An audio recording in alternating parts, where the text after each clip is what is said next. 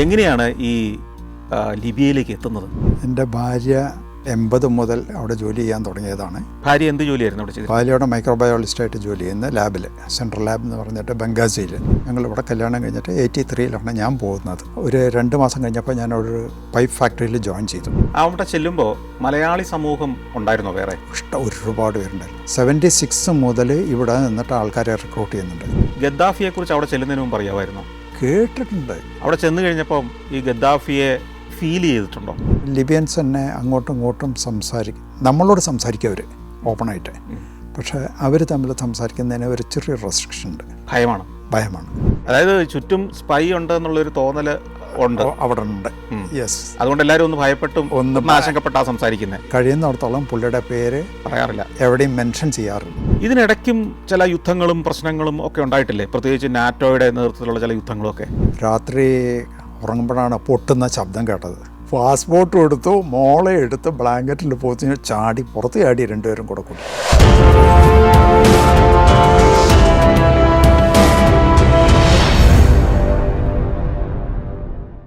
Muammar ഗദ്ദാഫിയുടെ ലിബിയയിൽ ദീർഘകാലം ജീവിച്ച ദമ്പതികൾ അവരുടെ അനുഭവങ്ങൾ പങ്കുവയ്ക്കുകയായിരുന്നു.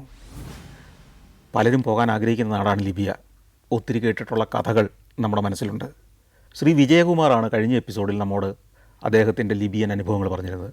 എന്നാൽ ഈ എപ്പിസോഡിൽ അദ്ദേഹത്തിൻ്റെ ഭാര്യ അന്നമ്മ ജോസഫ് ആ കഥകൾ തുടരുന്നു. ലിബിയയിലെ ജീവിതത്തിൻ്റെ അനുഭവങ്ങളുടെ കഥകൾ. സ്വാഗതം. Thank you. വിജയകുമാർ നായരും അന്നമ്മ ജോസഫും കൂടി എങ്ങനെയാണ് കണ്ടുമുട്ടുന്നത്? അത് പിന്നെ പറയണ്ടല്ലോ, ഞങ്ങൾ ലവ് മാരേജ് ആയിരുന്നു. അല്ല, നിങ്ങൾ എവിടെ വെച്ചാണ് കണ്ടുമുട്ടുന്നത്? ഞാൻ കോഴിക്കോട് വയനാട്ടിൽ എൻ്റെ ആൻറ്റി ഉണ്ടായിരുന്നു. അപ്പം ഞാൻ അവിടെ ലാബ് പ്രാക്ടീസ് ചെയ്യുമായിരുന്നു. ആ സമയത്ത് ഇദ്ദേഹത്തെ കണ്ടുമുട്ടി. ഇവർക്ക് അവിടെ എസ്റ്റേറ്റ് ഉണ്ടായിരുന്നു, 30 ഏക്കർ കാപ്പിത്തോട്ടം. അപ്പോൾ അങ്ങനെ അവിടുന്ന് ബൈ ചാൻസിൽ കണ്ടത്. അതായത് ലിബിയയ്ക്ക് പോകുന്നതിന് മുമ്പ് തന്നെ പരിചയമുണ്ട്? 77-ൽ പരിചയപ്പെട്ടതാണ്. ഓ ശരി. 80-ലാണ് ഞാൻ പോകുന്നത്. കല്യാണം അതിന് ശേഷമായിരുന്നു? 82-ൽ. ഓ ശരി. അപ്പോൾ ഈ ലിബിയയിൽ ഒരു അവസരം ഉണ്ടെന്ന് എങ്ങനെയാണ് അറിഞ്ഞത്? എൻ്റെ ബ്രദറും ഫാമിലി അവിടെയായിരുന്നു. അവർ 75-ൽ പോയതാണ്. ബ്രദറും ഫാമിലിയായിട്ട് അവിടെ ആയിരുന്നു. അപ്പോൾ ബ്രദറാണ് എനിക്ക് അപ്പോയിൻമെൻറ്റ് ശരിയാക്കി തന്നത്. കാരണം അവിടെ നല്ല മെഡിക്കൽ ഫീൽഡിൽ നല്ലൊരു ഹോൾഡ് ഉണ്ടായിരുന്നു എൻ്റെ ബ്രദറിന്. ശരിക്കും അവിടുത്തെ ആ സാധ്യത കണ്ടാണോ പഠിച്ചത്, അതോ ഞാൻ പഠിച്ചത് ശരി പറഞ്ഞാൽ എൻ്റെ ചേച്ചി മൂത്ത സിസ്റ്റർ ഇറാനിലായിരുന്നു, പേർഷ്യ. അന്ന് പേർഷ്യ. അപ്പോൾ 79-ൽ ഇതുപോലൊരു യുദ്ധം ഉണ്ടായിട്ടാണല്ലോ ഷായെ ഓടിച്ചത്. ആ സമയത്ത് ഞാൻ ശരിക്കും അങ്ങോട്ട് പോകാൻ വേണ്ടിയിട്ടാണ് ലാബ് പഠിച്ചതും പ്രാക്ടീസ് ചെയ്തതുമൊക്കെ. പക്ഷേ ഈ യുദ്ധം അന്ന് വന്നപ്പോൾ ചേച്ചിക്കും പോരേണ്ടി വന്നു, എനിക്ക് പോകാൻ പറ്റിയില്ല. പിന്നെയാണ് ബ്രദറിൻ്റെ വൈഫ് ലിബിയയ്ക്ക് പോയതും അവരവിടെ ശരിയാക്കാൻ സാധിച്ചു. എനിക്ക് അങ്ങനെ പോയി. ശരി. ഈ ലിബിയ ചെന്നപ്പോൾ കേരളത്തിൽ നിന്ന് നേരെ ലിബിയയിലേക്കാണല്ലോ ചെല്ലുന്നത്. അവിടെ ചെല്ലുമ്പോൾ ഉള്ള ഒരു കൾച്ചറൽ ഷോക്ക് അല്ലെങ്കിൽ എന്തായിരുന്നു ഒരു വ്യത്യാസം ഫീൽ ചെയ്തത്? എനിക്ക് ഇംഗ്ലീഷ് അത്ര ഫ്ലുവൻ്റ് അല്ലായിരുന്നു. കേരളത്തിൽ നിന്ന് പോയതുകൊണ്ട് ഹിന്ദി അറിയില്ല, മലയാളം മാത്രമേ അറിയുള്ളൂ. പക്ഷേ ഒറ്റയ്ക്കാണ് എൻ്റെ ബ്രദർ എന്നെ ഓഫീസിൽ കടത്തിയിട്ടത്.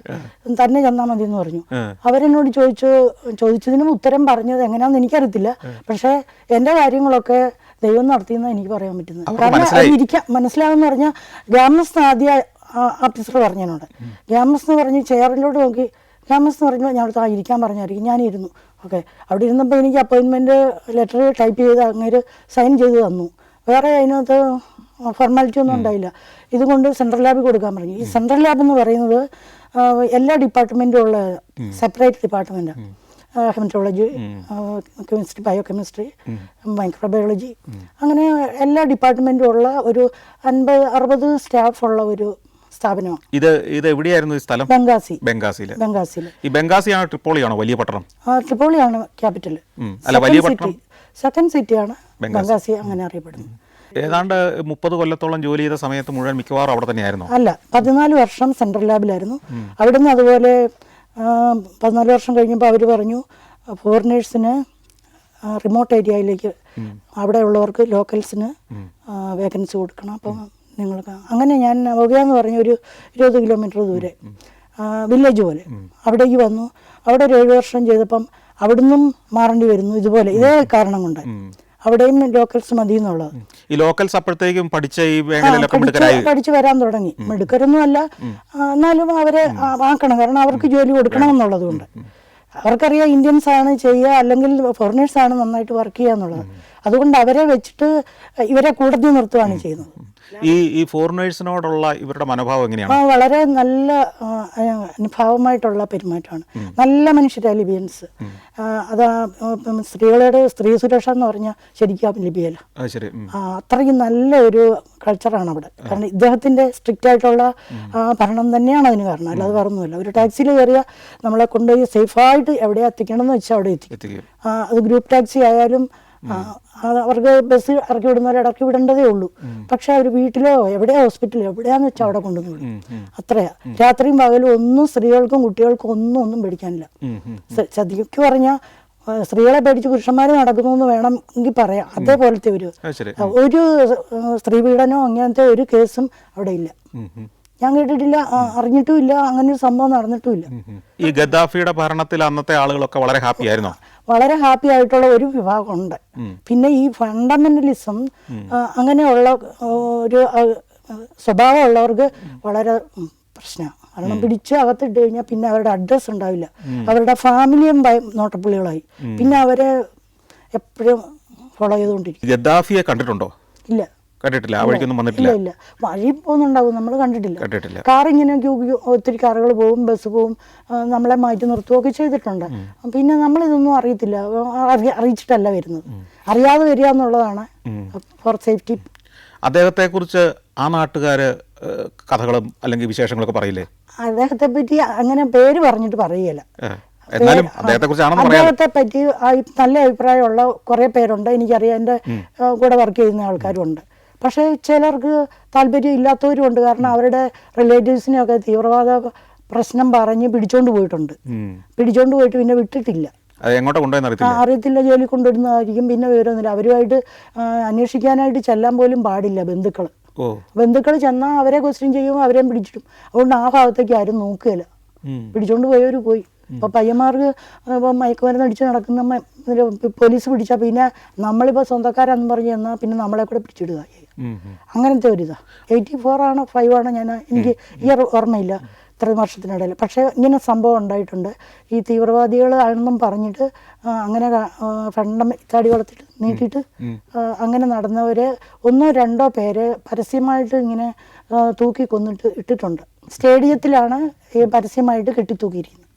അത് ലിബിയൻസ് പറയുന്നത് 1-2 തവണ ഉണ്ടായിട്ടുണ്ട് തുടക്കത്തിൽ. അതുകൊണ്ടാണ് ഒതുങ്ങി പേടിച്ചിട്ടാണ്. അധികവും പേടിച്ചിട്ടല്ല, സ്നേഹിച്ചിട്ടോ ബഹുമാനിച്ചിട്ടാണെന്ന് ഞാൻ പറയുന്നില്ല. പക്ഷെ സമാധാനം ഉണ്ടായിരുന്നു, സ്വൈര്യം ഉണ്ടായിരുന്നു, സ്വസ്ഥത ഉണ്ടായിരുന്നു. അദ്ദേഹം പോയപ്പോൾ എല്ലാം പോയി. പക്ഷെ ഇവരെ അടക്കാൻ അയാൾക്ക് മാത്രമേ പറ്റുള്ളൂ എന്ന് മറ്റുള്ളവർക്ക് അറിയില്ല. പക്ഷെ അല്ലാത്തവർക്ക്, സാധാരണ മര്യാദയ്ക്ക് ജീവിക്കുന്നവർക്ക് എല്ലാ സൗകര്യവും ഉണ്ട്, എല്ലാം പ്രൊവൈഡ് ചെയ്യുന്നുണ്ട്. വീട് കൊടുക്കുന്നുണ്ട്, കാറ് കൊടുക്കുന്നുണ്ട്, മെഡിക്കൽ ഫ്രീ ആണ്, വിദ്യാഭ്യാസം ഫ്രീ ആണ്, വേണ്ടതെല്ലാം കൊടുക്കും. അവിടുത്തെ ഈ സർക്കാർ ഉദ്യോഗസ്ഥര്, അവിടുത്തെ ഭരണത്തിലുള്ള ആളുകൾ, അവരൊക്കെ എങ്ങനെയാണ് ആളുകളോട് പെരുമാറുന്നത്? ഞങ്ങളോടും നന്നായിട്ടാണ് പെരുമാറുന്നത്. എൻ്റെ ഹസ്ബൻഡിന് ഒരു കാർ ആക്സിഡന്റ് ഉണ്ടായി. അത് ഒരു പ്രായമുള്ള മനുഷ്യനെ, അദ്ദേഹത്തിന് കണ്ണു കാണുകയില്ല, വടിയും കുത്തിപ്പിടിച്ചു കിടന്നു. വടി കാറിൽ മുട്ടി അദ്ദേഹം കാറിൻ്റെ പുറത്തേക്ക് ചില്ലയിലേക്ക് വീണു. ചില്ല് പൊട്ടി അദ്ദേഹത്തെ എടുത്ത് ഹോസ്പിറ്റലിൽ കൊണ്ടുപോയി. 5 ദിവസം 4 ദിവസം ആയപ്പോൾ അങ്ങനെ മരിച്ചു. അപ്പോൾ ഈ പോലീസുകാരുടെ ചെക്ക് പോയിന്റിൽ മുമ്പിൽ വെച്ചാണ് ഈ സംഭവം നടക്കുന്നത്. അപ്പോൾ ഇവർ തന്നെ സാക്ഷികളായി ഇവിടെ എന്താ സംഭവിച്ചതെന്നുള്ളത്. അപ്പോൾ എൻ്റെ ഹസ്ബൻഡിൻ്റെ കുറ്റം അല്ല എന്നുള്ളത് അവർക്ക് അറിയുന്നതുകൊണ്ട് ഇവർ ഉടനെ ഇദ്ദേഹത്തെ കാറ് പാർക്ക് ചെയ്തിട്ട് അവർ തന്നെ ഇറങ്ങി വന്ന് കൂട്ടിക്കൊണ്ടുപോയി പോലീസ് സ്റ്റേഷനിൽ പിടിച്ചിരുത്തി. കാരണം മറ്റുള്ളവർ ഉപദ്രവിക്കാതിരിക്കാൻ. അല്ലെങ്കിൽ പ്രായമായ മനുഷ്യന് വണ്ടി ഇടിച്ചെന്ന് പറഞ്ഞിട്ട് ഇവിടെ നമുക്ക് കാണില്ല. അതുപോലെ സംഭവിക്കാതിരിക്കാൻ അവർ പ്രൊട്ടക്ഷൻ കൊടുത്തു, അവിടെ പിടിച്ചിരുത്തി. അപ്പം എൻ്റെ സിസ്റ്ററിൻ്റെ ഹസ്ബൻഡ് അവിടെ പരിചയമുണ്ട്, അവരൊക്കെ അറിയുന്ന ലിബിയന്മാരൊക്കെ ഉണ്ട്. അപ്പോൾ ഉടനെ വിവരം അറിയിച്ചു. അവർ വന്നു, ലിബിയൻ മനുഷ്യനെ കൂട്ടിക്കൊണ്ട് എൻ്റെ ബ്രദറിലോ വന്നു. കാര്യങ്ങളൊക്കെ പറഞ്ഞ് സെറ്റിൽ ഇവിടെ ഇരുന്നോട്ടെ, ഇവിടെ ഇരിക്കുന്ന ഇപ്പം സേഫ് എന്ന് പറഞ്ഞു. അപ്പോൾ പാസ്പോർട്ടും മറ്റു ഡീറ്റെയിൽസും ഒക്കെ എൻ്റെ 300 കിലോമീറ്റർ ദൂരെ ബംഗാസി വീട്ടിലായിരുന്നു. അപ്പം എന്നെ വിവരം അറിയിച്ചിട്ട് പറഞ്ഞു ഇതൊക്കെ എടുത്തുകൊണ്ട് വരാൻ പറഞ്ഞു. അപ്പം ഞാൻ പിറ്റേ ദിവസം, എൻ്റെ മോനന്ന് 4 വയസ്സേ ഉള്ളൂ, 94-ലാണ്. ആ മോനെയും കൂട്ടി ഞാൻ പോയി. മോനും ഉണ്ടായി മമ്മി മോളെയും കൂട്ടിക്കൊണ്ടുപോയി, പിള്ളേരെയും രണ്ടുപേരും കൂട്ടിക്കൊണ്ടുപോയി. ഞാൻ ഇത് കൊണ്ടുപോയി പാസ്പോർട്ടൊക്കെ കൊടുത്തു. അപ്പം എൻ്റെ ബ്രദറിലോ ഉണ്ടായിരുന്നതുകൊണ്ട് അറിയുന്ന പരിചയക്കാരവിടെ ഉള്ളതുകൊണ്ട്, അവിടെ വാസ്ത എന്ന് പറയുന്നത് ഇൻഫ്ലുവൻസ് ഉള്ളവർ, കൈമണിയല്ല, നമ്മളൊന്നും പ്രതിഫലമൊന്നും കൊടുക്കണ്ട, ഒരാളൊരു നല്ല വാക്ക് പറഞ്ഞാൽ അത് മതി. അതിന് വാസ്ത എന്നൊരു വാക്കാണ് ഉപയോഗിക്കുന്നത്. അപ്പോൾ അങ്ങനെ ഇൻഫ്ലുവൻസ് ഉള്ള ആൾ ചെന്ന് പറഞ്ഞു, ഓക്കെ അവരും കണ്ടതാണ് സംഭവം. അപ്പം ഇദ്ദേഹത്തിൻ്റെ കുറ്റമല്ല എന്നുള്ളത് അറിയാവുന്നതുകൊണ്ട് പാസ്പോർട്ട് മേടിച്ച് വെച്ചിട്ട് വീട്ടിലേക്ക് പറഞ്ഞു വിട്ടു. അത് അപ്പം അത്ര ഫേവറബിൾ ആയിട്ടാണ് അവർ അധികാരി. കേസുണ്ട്, കേസ് അവിടെ ഉണ്ട്. പക്ഷെ ജാമ്യത്തിൽ വിടുന്നത് പോലെ ആളെ വിട്ടു, കേസ് പ്രൊസീജിയർ നടക്കുന്നുണ്ട്. അതൊന്നുകിൽ അവർ പറയുന്ന ലൈഫ് മണി കൊടുക്കണം. ഇപ്പം നമ്മൾ കേൾക്കുന്നില്ലേ, ബ്ലഡ് മണി അത് കൊടുക്കണം. അതിൻ്റെ അളവ് പ്രായത്തിൻ്റെയും ഇതൊക്കെ വെച്ചിട്ടാണ്. പിന്നെ ഇത് കൊടുക്കേണ്ടി വന്നു. 10,000 ദിനാറാണ് അവർ ചോദിച്ചത്. 10,000 ദിനാർ എന്ന് പറയുമ്പം അന്ന് $3,000 ഉണ്ടെങ്കിൽ 3,9 10,000 ദിനാർ നമുക്ക് കിട്ടും.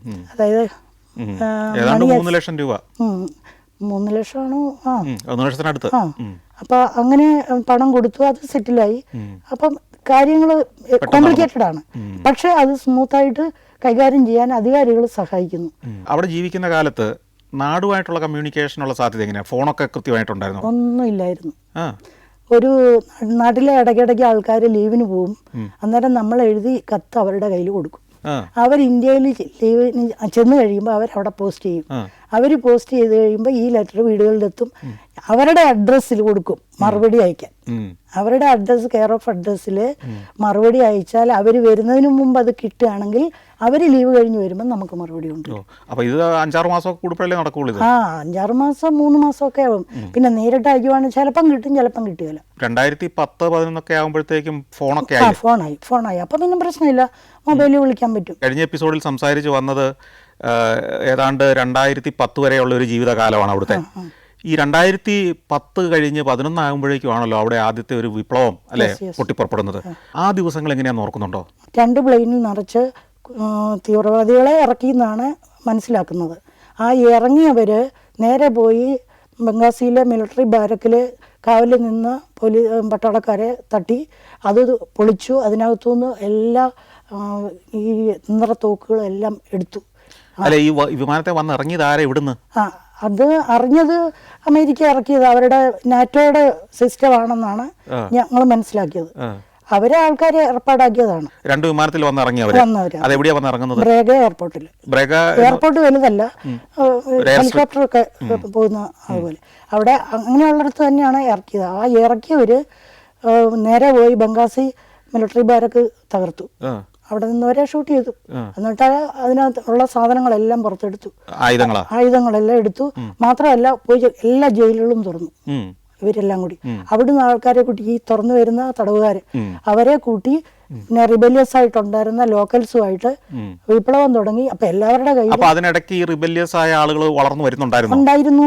അവര് രഹസ്യമായിട്ടായിരുന്നു, അവർക്ക് തലപൊക്കാൻ പറ്റാത്ത അവസ്ഥയായിരുന്നു. അത് പക്ഷേ ഈ ഗദ്ദാഫിക്കും ഭരണകൂടത്തിനും അറിയില്ലായിരുന്നോ? അറിഞ്ഞവരെ അവര് ട്രീറ്റ് ചെയ്തിട്ടുണ്ട്. പക്ഷെ അറിയാത്തതുണ്ടായിരുന്നു. കാരണം പേടിച്ചിട്ട് പുറത്തൊന്നും പറഞ്ഞ് അങ്ങനെ ഒരു ഇത്. പക്ഷേ ഇവര് ചെയ്തത് എന്താന്ന് ചോദിച്ചാൽ, ഇങ്ങനെ ഓപ്പൺ ചെയ്ത് കഴിഞ്ഞപ്പോഴത്തേക്കും ഇവർ കിട്ടിയ ആയുധം കൊണ്ട് വഴിയിലിറങ്ങി കാണുന്നവരെ പിടിച്ചു പറിക്കാനും ഉപദ്രവിക്കാനും ഷൂട്ട് ചെയ്യാനും ഒക്കെ തുടങ്ങി. മാത്രമല്ല, ഞങ്ങൾ റോഡ് സൈഡിലാണ് ഞങ്ങളുടെ ഗവൺമെൻറ് ബിൽഡിംഗ് ഉണ്ടായിരുന്നത്, താമസിച്ചിരുന്നത്. ഈ ബിൽഡിങ്ങിനിട്ടൊക്കെ ഇവർ ഷൂട്ട് ചെയ്യാൻ തുടങ്ങി. നല്ല കട്ടിയിലൊക്കെ പണിതുകൊണ്ട് തുളച്ച് കയറി വന്നില്ല. പക്ഷെ അതിൻ്റെ പാടുകളൊക്കെ രണ്ടാമത് ഞങ്ങൾ ചെന്നപ്പോഴും ഉണ്ട്. അപ്പൊ ഇങ്ങനെ അക്രമം വന്നു, എംബസിന്ന് ഓർഡറായി. ഇതിനെ കീഴടക്കാൻ ഈ ഗദ്ദാഫിയുടെ ലിബിയൻ ഗവൺമെന്റ് ശ്രമിച്ചു. അവർ ശ്രമിച്ചു, പക്ഷെ അവരെ കൊണ്ട് പറ്റിയില്ല. കാരണം നാറ്റോ മിസൈൽ ഇടുന്നുണ്ടായിരുന്നു. നാറ്റോയുടെ ആക്രമണം മോളിൽ കൂടെ താഴെ ഈ റിബല്യസ് ആയിട്ടുള്ളവരും ഇറക്കി വിട്ട അക്രമികളും ഒക്കെ കൂടിയായിരുന്നു. നമുക്ക് വഴിയിൽ ഇറങ്ങി നടക്കാൻ പറ്റിയില്ല. പകല് പ്രത്യേകിച്ച് വലിയ കുഴപ്പമില്ലെങ്കിലും സന്ധ്യ ആകുമ്പം തുടങ്ങും, ഉച്ച കഴിഞ്ഞ് തുടങ്ങും. അങ്ങനെ രാത്രി ആകുമ്പോഴത്തേക്കും മിസൈൽ പൊട്ടുന്ന ശബ്ദം കേൾക്കാം. ഇവർ ഈ പിന്നെ യന്ത്രത്തോക്ക് ഘടിപ്പിക്കുന്ന ഒരു എന്താ ജീപ്പ് പോലത്തെ സാധനം, പിക്കപ്പ് വണ്ടിയിൽ ഇതും വിഷ കെട്ടി മിസൈൽ തട്ടാനും കാണുന്നവർക്കിട്ടൊക്കെ പയ്യന്മാർക്ക് ടീനേജ് ബോയ്സാ അവർക്കൊരു വിവരമില്ല, കാണുന്നവർക്കിട്ട് അവർ കൊടുക്കുക ചെയ്യുന്നത്. അപകടമാണ് നമുക്ക്. അങ്ങനെ ഞങ്ങൾ 2 മാസം അവിടെ കഴിഞ്ഞിട്ടാണ് എംബസി എയർപോർട്ടും തകർത്തു. എയർപോർട്ട് ഇല്ല, ഫ്ലൈറ്റ് ഇല്ല. പിന്നെ ഉള്ളത് ഷിപ്പ് മാത്രമാണ്. അത് തന്നെ ഗവൺമെന്റ് ട്രിപ്പോളിയിൽ നിന്ന് ഓർഡർ വന്നു, ഇനി ഇന്ത്യൻസിനെ ഞങ്ങൾക്ക് ഇന്ത്യൻസ് എന്നല്ല, ഞങ്ങൾക്ക് റെസ്പോൺസിബിലിറ്റി എടുക്കാൻ പറ്റില്ല, നിങ്ങൾക്ക് പോകേണ്ടവർക്ക് പോകാം, ഷിപ്പ് അറേഞ്ച് ചെയ്തിട്ടുണ്ട്, ഇന്ന ദിവസം ഉണ്ടെന്ന് പറഞ്ഞു. അറിയിച്ച എംബസിന്ന്, ഇന്ത്യൻ എംബസി. അതുപോലെ ഈ ഗവൺമെന്റിന്റെ എന്തെങ്കിലും അറിയിപ്പുണ്ടായോ? ലിബിയൻ ഗവൺമെന്റ് എന്തെങ്കിലും അറിയിപ്പുണ്ടായോ? ഇല്ല, അവർക്ക് ഞങ്ങൾ പോരുതെന്നാ. അവർക്ക് ഞങ്ങൾ പോകുന്നത് അവർക്ക് ബുദ്ധിമുട്ടാണ്, കാരണം അവരുടെ കാര്യം നടക്കില്ല. ഏറ്റവും നന്നായിട്ട് ഇന്ത്യൻസ് എന്നല്ല ഫോറിനേഴ്സ് വർക്ക് ചെയ്യുന്നതാണ്, അപ്പോൾ അവർക്ക് പോകരുതെന്നാണ്. പക്ഷെ ഞാൻ പറഞ്ഞു, ഇന്ത്യ ഗവൺമെന്റ് പറഞ്ഞിട്ടുണ്ട് അവർക്ക് നീ നോക്കാൻ സുരക്ഷിതത്വം തരാൻ പറ്റില്ല, നിങ്ങൾ പോകണമെന്ന്. അപ്പം ഞങ്ങൾ പോകാമെന്ന് പറഞ്ഞു. അങ്ങനെയാണ് വിസ ചോദിച്ചത് പോകാൻ വേണ്ടിയിട്ട്. അപ്പോൾ അവർ 3 മാസത്തെ വിസ തന്നു, പക്ഷെ വരാൻ പറ്റിയില്ല. അപ്പോഴത്തേക്കും 3 മാസം അല്ലല്ലോ, ഗദ്ദാഫിയുമായിട്ടുള്ള യുദ്ധം നടന്നുകൊണ്ടിരിക്കുക. NATO missile. അല്ല, ഞാൻ ചോദിക്കുന്നത്, നിങ്ങൾ അത് കഴിഞ്ഞ് നേരെ കപ്പലിൽ പോരാൻ തീരുമാനിച്ചു. 2011 രാവിലെ 9:30 ഞങ്ങൾ പുറപ്പെട്ടു. പകലാണല്ലോ രാവിലെ 9:30 എന്ന് പറയുമ്പോൾ. അന്നേരം വഴിയിലെല്ലാം ഈ പയ്യന്മാർ ടീനേജ് ബോയ്സാണ്, അവരെല്ലാം ഈ AK-47 വെച്ച് കളിച്ചുകൊണ്ട് നടക്കുക. അവിടെ ഒരു ഗദ്ദാഫിയുടെ ഫോട്ടോയും വെച്ചിട്ടുണ്ട്. ആ ബ്രേഗ എന്ന് പറഞ്ഞ പോലീസ് ചെക്ക് പോയിന്റിൽ ഈ ഫോട്ടോയ്ക്കിട്ട് ഇനി വെടിവെച്ചുകൊണ്ടിരിക്കുകയാണ്. അങ്ങോട്ടും ഇങ്ങോട്ടും ഒക്കെ വെടിവെച്ച് കളിച്ചുകൊണ്ടിരിക്കുക. അതിനിടയിൽ കൂടാണ് ഞങ്ങൾ കാർ ഓടിച്ചിട്ട് പോരുന്നത്. അപ്പൊ ദൈവം അനുഗ്രഹിച്ചിട്ട് ഒരു കുഴപ്പവും പറ്റാതെ സ്വന്തം കാറാണ്. ഈ കാറ് കൊണ്ട് ബംഗാസിയിൽ ചെന്ന് കഴിഞ്ഞപ്പോൾ ഇട്ടത് ലിബിയന്റെ വീട്ടിലാണ്. അവിടെ പരിചയമുള്ള ഒരു ലിബിയന്റെ വീട്ടിലാണ് കാർ ഇട്ടത്. അതുകൊണ്ടാണ് ഞങ്ങൾ കാർ കൊണ്ടുപോയി പിന്നെ വന്നപ്പോൾ അത് പിന്നീട് വന്ന് എടുക്കാൻ പറ്റിയത്. ഈ ഷൂട്ടിങ്ങിന്റെ ഇടയിൽ കൂടെ പോരുക എന്നുള്ളത് ഭയങ്കര റിസ്ക് തന്നെയായിരുന്നു. അതിപ്പോൾ അവരും പകലാണ്, നമുക്ക് വേറെ നിവൃത്തിയില്ല, കാരണം ഷിപ്പ് വന്ന് കിടക്കുന്നു. നമ്മളിപ്പം പുറത്തോട്ട് ഇറങ്ങിയില്ല, നമുക്ക് യാത്ര ചെയ്ത് അങ്ങോട്ട് എത്തിയില്ലെങ്കിൽ നമ്മൾ കുടുങ്ങി പോകും. പിന്നെ ഷിപ്പും ഇല്ല, പിന്നെ പോരാനും പറ്റില്ല, ബസ് റോഡിലേക്ക് കൂടെ വരാൻ പറ്റില്ല, കാരണം ഇത് കണ്ടിന്യൂസ് വെടിവെപ്പ് നടന്നുകൊണ്ടിരിക്കുക. അപ്പോൾ ഈ വെടിവെപ്പിൻ്റെ ഇടയിൽ ഒച്ച കേൾക്കുമ്പോൾ തന്നെ ഞടുങ്ങുക. അതിനിടയിൽ മിസൈൽ പൊട്ടുന്നുണ്ട് പകല് പോലും. അപ്പോൾ ഇത് നാറ്റോയുടെ പണിയാകുമ്പോൾ ഒരു രാജ്യം അല്ലല്ലോ, തോന്നുന്ന പോലെ ചെയ്യുക. ഇതിൻ്റെ ഒരു കാരണം പറഞ്ഞത് ഫ്രഞ്ച് പ്രസിഡന്റിന് ഇയാൾ കുറേ പണം ഇലക്ഷന് വേണ്ടി കൊടുത്തിരുന്നു എന്നൊക്കെയാണ് പിന്നീട് അറിഞ്ഞത്. അപ്പോൾ അതിനി കൊടുക്കാതിരിക്കാനോ ചോദിക്കാതിരിക്കാനോ ഇയാളെ തട്ടുക എന്നുള്ളതാണ് എന്നൊക്കെയാണ് പൊളിറ്റിക്കലായിട്ട് ഞങ്ങൾ പിന്നീട് അറിഞ്ഞത്. പക്ഷെ എന്ത് തന്നെയായാലും ഇത് കണ്ടിന്യൂസ് ആയിട്ടുള്ള ഒരു പ്രോസസ്സ് ഇവിടെ നടന്നുകൊണ്ടിരിക്കുമായിരുന്നു. ഞങ്ങൾ താമസിച്ച ബിൽഡിങ്ങിനകത്തെല്ലാം ഷൂട്ടിങ് ചെയ്തിട്ടുണ്ട്, അതിന് മിസൈൽ വന്ന് പൊട്ടിയിട്ടുണ്ട്, അവിടെ ആൾക്കാർ മരിക്കുകയും ചെയ്തിട്ടുണ്ട്. നമ്മുടെ മാവേലിക്കരക്കാരൻ ഒരു മനുഷ്യന് ബസ്സിന് പോരാനായിട്ട് ക്യൂ നിൽക്കുമ്പോൾ കമ്പനിക്കാർ പറഞ്ഞു വിട്ടതാണ്, അയാൾക്കിട്ട് മിസൈൽ വന്നു മുട്ടി, അത് പോയി, മരിച്ചുപോയി എന്നൊക്കെ വാർത്തയുണ്ടായിരുന്നു പത്രത്തിൽ. ഞങ്ങൾ പോർട്ടിൽ വന്നു, ഷിപ്പിൽ കയറി ഒരു അലക്സാണ്ട്രിയയ്ക്ക് ഒരു 8-9 മണിക്കൂർ കൊണ്ട് എത്താനുള്ള ദൂരമേ ഉള്ളൂ, ബംഗാസിൽ നിന്ന് അലക്സാണ്ട്രിയയ്ക്ക്. പക്ഷേ ഷിപ്പ് കേടായതുകൊണ്ട് 4 ദിവസം എടുത്തു. 4 ദിവസം കടലിൽ വെച്ച് അതിൻ്റെ 1 എഞ്ചിനാണോ 2 എഞ്ചിനാണോ കേടാന്ന് പറഞ്ഞു. ഇതിന് വെള്ളം പോലെ പോണ പോലെ വളരെ സ്ലോലിയാണ് പോകുന്നത്. അതും തീരത്തിന്റെ അടുത്തൂടെ നമുക്ക് കാണാൻ തീരം, നടുക്കടലിലല്ല. കാരണം ഇതിന് എഞ്ചിൻ വർക്ക് ചെയ്യുന്നില്ല എന്നുള്ളത് പിന്നെ നമ്മളറിയുന്നത്. അപ്പോഴത്തേക്കും ഫുഡിനൊക്കെ പ്രശ്നമായി, കാരണം 1500 പേരോളം ഉള്ള ഷിപ്പാണ്. നിങ്ങൾക്ക് അതിനകത്ത് റൂമൊക്കെ ഉണ്ടായിരുന്നു? അതൊക്കെ ഉണ്ട്. കപ്പല് ഇന്ത്യ ഗവൺമെന്റ് അറേഞ്ച് ചെയ്തത്. അതെനിക്ക് തോന്നുന്നു തമിഴ്നാട്ടിലേക്ക് ഈ ശ്രീലങ്ക പോകാൻ വേണ്ടിയിട്ടോ മറ്റോ ഏർപ്പാടാക്കി ഇന്ത്യക്ക് പോകുന്ന ഒരു കപ്പലും മറ്റോ ആയിരുന്നു അത്. അങ്ങനെയാണ് പിന്നീടൊക്കെ അറിഞ്ഞത്. പിന്നെ അവിടുന്ന് അലക്സാണ്ട്രിയയിൽ നിന്ന് ഈജിപ്റ്റ് എയറിന് ബോംബെയിൽ ഫ്ലൈറ്റിന് വന്നു, നാട്ടിൽ തിരിച്ചെത്തി. ബോംബെയിൽ നിന്ന് പിന്നെ നാട്ടിലേക്ക്. പിന്നെ അവിടുത്തെ പ്രശ്നങ്ങൾക്ക് പരിഹാരം ഉണ്ടായത് എപ്പോഴാണ്? പരിഹാരം ഉണ്ടാകാതെ തന്നെ ഇദ്ദേഹത്തെ കൊല്ലുന്നിടം വരെ ഭയങ്കര യുദ്ധമായിരുന്നു. അതായത് ഞങ്ങൾ മാർച്ച് 5-ാം തീയതി പോരുമ്പോൾ മുതലേ ഒക്ടോബർ 20-നാണ് ഇദ്ദേഹത്തെ കൊല്ലുന്നത്. അതുവരെ പൊരിഞ്ഞ യുദ്ധം നടന്നുകൊണ്ടിരിക്കുകയായിരുന്നു. ഈ യുദ്ധം പിന്നെയുള്ള അറിവ് തിരിച്ചു ചെന്ന് കഴിയുമ്പോൾ കുറച്ച് വിവരങ്ങൾ കിട്ടുമല്ലോ നിങ്ങൾക്ക് അവിടെ. അപ്പൊ ഇത് ഇങ്ങനെ കൂലിപ്പട്ടാളമായിട്ട് ഇറങ്ങുകയും മറ്റേ നാറ്റോയുടെ മുകളിൽ നിന്നുള്ള ആക്രമണം ഉണ്ടാകുകയും ചെയ്യുന്നതിനൊപ്പം കൂടുതൽ നാട്ടുകാർ ഇതിലേക്ക് പങ്കെടുത്തോ? നാട്ടുകാരും ഉണ്ട്. യെസ്, നാട്ടുകാരുണ്ട്. ഇദ്ദേഹത്തിനോട് താല്പര്യമില്ലാത്ത നാട്ടുകാരും ഉണ്ടായിരുന്നു അതിൻ്റെ കൂട്ടത്തിൽ. പക്ഷേ പിന്നീടാണ് കൊന്നു കഴിഞ്ഞപ്പം എല്ലാം യഥാർത്ഥം അവർ ആദ്യം അറിഞ്ഞത് എങ്ങനെയാണെന്ന് ചോദിച്ചാൽ ഞങ്ങളെ ലിബിയ ദുബായ് പോലാക്കാൻ പോവാന്ന് ആര് പറഞ്ഞു? ആ പ്രതിപക്ഷം പറഞ്ഞുകൊണ്ടിരുന്നത്. അപ്പം ആ പ്രതീക്ഷയിൽ നാട്ടുകാർ കുറേ പേര് ഈ അക്രമികളുടെ കൂടെ കൂടി. അതാണ് അബദ്ധം പറ്റിയത്. അത് കഴിഞ്ഞ് ഇദ്ദേഹത്തെ കൊന്നു കഴിഞ്ഞപ്പം ദുബായും ആയില്ല, ഉണ്ടായിരുന്ന ലൈഫും പോയി, ഉള്ള കഞ്ഞി പാറ്റായിട്ട പോലെയായി. ഗദ്ദാഫി കൊല്ലപ്പെട്ടതിന് ശേഷം ഇനി തിരിച്ചങ്ങ് പോകാം, അവിടെ സാധാരണ നിലയിൽ എത്തി എന്നുള്ള വിവരം കിട്ടിക്കഴിഞ്ഞാണോ ഇങ്ങ് പോരാൻ തീരുമാനിക്കുന്നത്? അതെ, ഒരുവിധം ശാന്തമായി. അന്നത്തെ നേച്ചർ എന്ന് പറഞ്ഞാൽ മതത്തിൻ്റെ അടിസ്ഥാനത്തിലായിരുന്നില്ല, ഭരണം മാറണമെന്ന് മാത്രമാണ് അവിടെ ഉള്ളവരും ഒക്കെ വിചാരിച്ചിരുന്നത്. അത് നടന്നു കഴിഞ്ഞപ്പം അവർ കുറച്ചടങ്ങി. അപ്പം പിന്നെ സ്റ്റാഫ് വേണമല്ലോ, ഹോസ്പിറ്റലിലൊക്കെ ഫങ്ഷൻ ചെയ്യണമല്ലോ, ആരുമൊക്കെ ഇല്ലാതായപ്പോൾ ഇവർ ഡോക്ടർമാർ അടുത്തുള്ള ഈജിപ്തിൽ നിന്നും സുഡാനിൽ നിന്നും ടൂണിസിൽ നിന്നും ഒക്കെ ആരെങ്കിലും വരുന്നുണ്ടെങ്കിൽ വെൽക്കം ചെയ്യുമായിരുന്നു അന്നത്തെ ഭരണ സംവിധാനം. അപ്പോൾ എനിക്ക് ഇന്ത്യയിലുണ്ടായിരുന്ന സിമെൻറ്റ് ഫാക്ടറിയിലുണ്ടായിരുന്ന മലയാളീസ് ഫോൺ ചെയ്ത് പറഞ്ഞു, ഇങ്ങനെ 31 ഡിസംബറിന് മുമ്പ് വരുന്നവരെ കയറ്റുന്നു വിടുന്നുണ്ട് ബോർഡറിൽ നിന്ന്, അപ്പോൾ നിങ്ങൾ വരുന്നെങ്കിൽ ബോർഡറിൽ വരാൻ പറഞ്ഞു. അപ്പോൾ ഞങ്ങൾ ഈജിപ്തിലെ വിസിറ്റിംഗ് വിസ എടുത്തു ഒരാഴ്ചത്തെ. ഈജിപ്തിന്റെ ബോർഡറിൽ നിന്നാണോ കേട്ടത്? ഈജിപ്ത് ബോർഡർ, അല്ലാതെ ഫ്ലൈറ്റ് ഒന്നും ഓപ്പറേറ്റ് ചെയ്യുന്നില്ല? ഫ്ലൈറ്റ് ഇല്ല. അപ്പോൾ എയർപോർട്ട് ഇല്ലല്ലോ, പിന്നെ ഫ്ലൈറ്റും ഇല്ല. ആദ്യം എയർപോർട്ടാണ് കളയുന്നത്. അപ്പം ഞങ്ങൾ ഈജിപ്തിൽ വന്നിറങ്ങി 7 ദിവസത്തെ വിസിറ്റിംഗ് വിസയാണ് എടുത്തത്. അപ്പം ഞങ്ങൾക്കറിയാം ബോർഡിൽ വന്നാൽ ഇവർ കയറ്റി വിടുമെന്നുള്ളത്. അപ്പം അങ്ങനെ ഒരു പറഞ്ഞിട്ടാണല്ലോ വന്നത്. അപ്പോൾ അറിയുന്ന അവിടെ ലിബിയയിലുള്ള ഒരു ടാക്സി ഡ്രൈവറെ ഈജിപ്റ്റ് കെയ്റോയിൽ നിന്ന് കയറാനിടയായി. ഞാൻ മാനേജ് ചെയ്തോളാം എന്നും പറഞ്ഞ് അയാൾ ടാക്സിയിൽ 2 സീറ്റ് ഉണ്ടായിരുന്നു, ഞങ്ങൾ 2 പേരും കയറി. Egypt Cairo. കെയ്റോയിൽ ഈ ബോർഡർ വരെ എത്ര ദൂരമുണ്ട്? ഒരു 9 മണിക്കൂർ യാത്രയുണ്ട് കാറിൽ തന്നെ. അങ്ങോട്ട് ടാക്സി കാറേ പോകുള്ളൂ, കാറേ ഉള്ളൂ, റോഡാ. അല്ലാതെ വേറെ ബസ്സൊക്കെ പോകുന്നുണ്ട്, സർവീസ് ഒക്കെ ഉണ്ട്. അപ്പോൾ ഞങ്ങൾ ബോർഡറിൽ ചെന്നിറങ്ങിയപ്പോൾ ഇയാൾ ടാക്സിക്കാരൻ തന്നെ ചെന്ന് ദത്തൂർ ഇന്ത്യ എന്ന് പറഞ്ഞിട്ട് 2 പേരുടെയും പാസ്പോർട്ട് കൊണ്ട് കൊടുത്ത് എൻട്രി വിസ അയാൾ അടുപ്പിച്ചുകൊണ്ട് തന്നു. സമാധാനമായി. ഇപ്പം ലിബിയയിൽ എത്തിപ്പെട്ടാൽ പിന്നെ നമുക്ക് നമ്മുടെ നാട് പോലെയാണ്, സൗകര്യമാണ്. അങ്ങനെയാണ് വിചാരിച്ചു പോകുന്നത്. തിരിച്ച് ലിബിയയിലേക്ക് വന്നിറങ്ങുമ്പോൾ നിങ്ങൾ അവിടുന്ന് പോകുന്ന ആ ലിബിയ തന്നെയായിരുന്നോ തിരിച്ച് ചെല്ലുമ്പോൾ? അല്ല, അറിയില്ല. കംപ്ലീറ്റ് ഡെസേർട്ട് പോലെ തന്നെ. റോഡ് മണ്ണ് മൂടി കിടന്ന റോഡ് ഏതാ ഡെസേർട്ട് ഏതാന്ന് അറിയാൻ മേല. കാരണം ഒരു ബിൽഡിങ്ങും ഇല്ല, ഉണ്ടായിരുന്ന ബിൽഡിങ്ങുകളെല്ലാം തകർത്തു, അതിൻ്റെ അവശിഷ്ടങ്ങൾ പോലും കാണാനില്ല. കുന്നുകൂട്ടിയിട്ടിരിക്കുവാണെങ്കിൽ നമുക്ക് മനസ്സിലാവും ഇവിടെ ഉണ്ടായിരുന്നതെല്ലാം. അതൊന്നുമില്ല, അറിയേയില്ല. പിന്നെ ഹോസ്പിറ്റലിൻ്റെ വാതിൽക്ക് കൊണ്ട് ടാക്സിക്കാരൻ നിർത്തിയപ്പോൾ അയാൾക്ക് അറിയുന്നത് കൊണ്ട് അവിടെ നിർത്തി. ഇറങ്ങിയപ്പോൾ ഉണ്ട്, ബിൽഡിംഗ് ഉണ്ട്, ഹോസ്പിറ്റലുണ്ട്. രണ്ടാമത് അവിടെ ചെല്ലുമ്പോൾ അവിടുത്തെ നമ്മൾ അവിടുന്ന് പോരുമ്പോൾ കണ്ട ആളുകളുടെ മനോഭാവം, അവരുടെ സ്വഭാവം, അവിടുത്തെ രീതി, ഇതൊക്കെ മാറിപ്പോയിരുന്നു. കാരണം ടാക്സിക്കെല്ലാം ചാർജ് കൂട്ടി.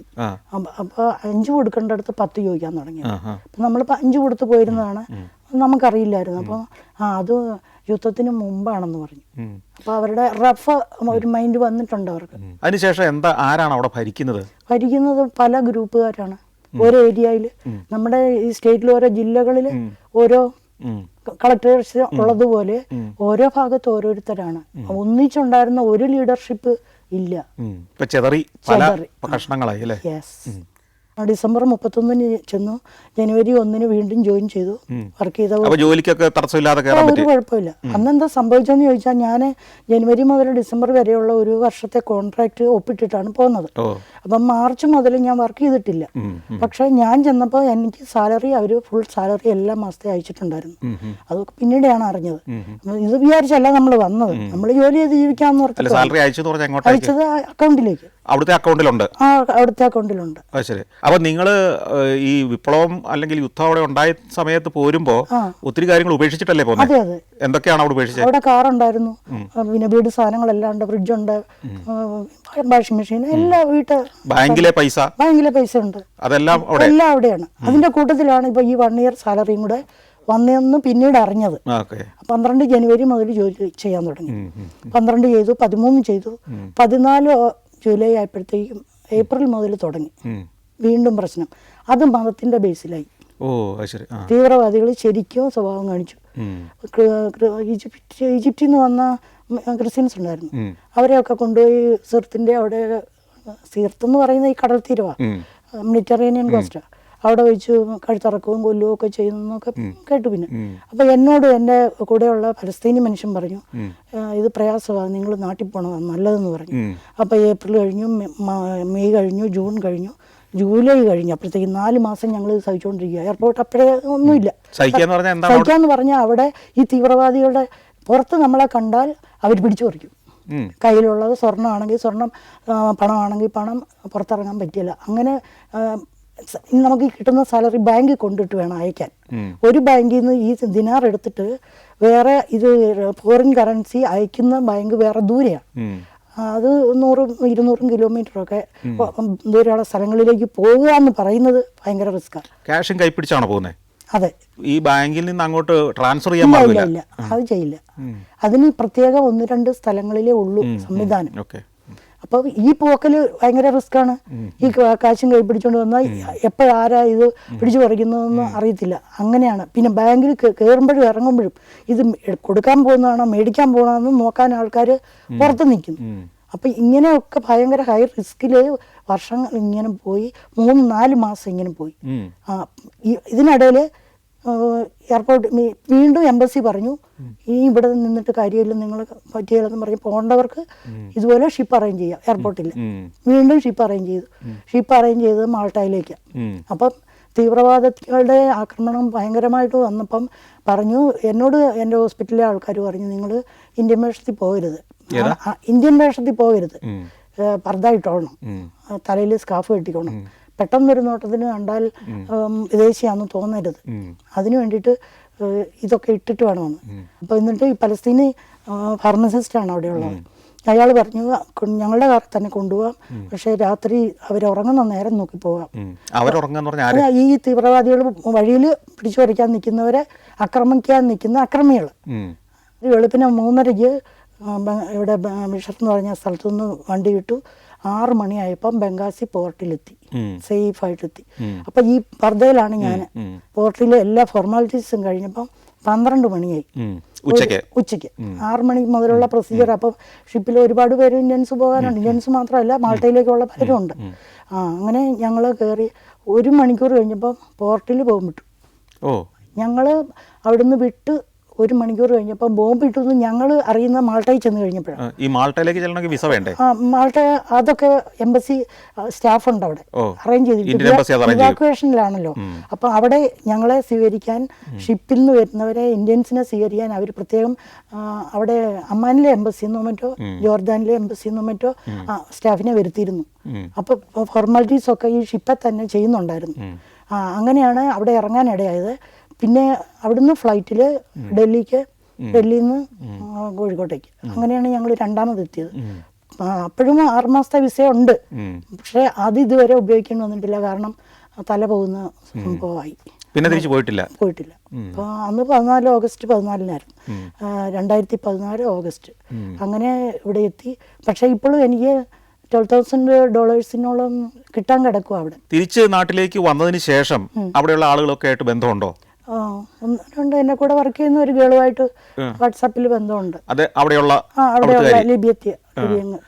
അവരുടെ അഭിപ്രായം എന്താ ഇപ്പോൾ അവിടുത്തെ ജീവിതത്തെ കുറിച്ച്? നിരാശയാണ് അവർക്ക്. അവർക്ക് പ്രതീക്ഷയൊന്നുമില്ല. എങ്ങനെയൊക്കെയോ അങ്ങ് ജീവിച്ചു പോകുന്നു.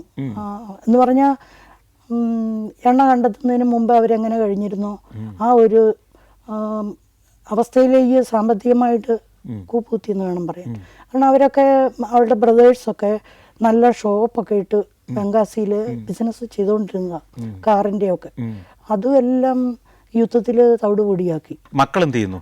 മോള് ഡോക്ടറാണ്, പിന്നെ ഡെന്റിസ്റ്റാണ് ബോംബെയിൽ.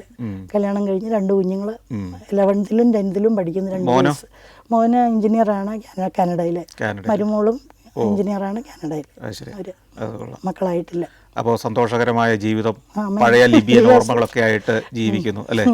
അപ്പോൾ എല്ലാ ആശംസകളും നേരുന്നു. ഞങ്ങളോടൊപ്പം ഇത്രയും സമയം സ്പെൻഡ് ചെയ്തതിന് നന്ദി. Thank you.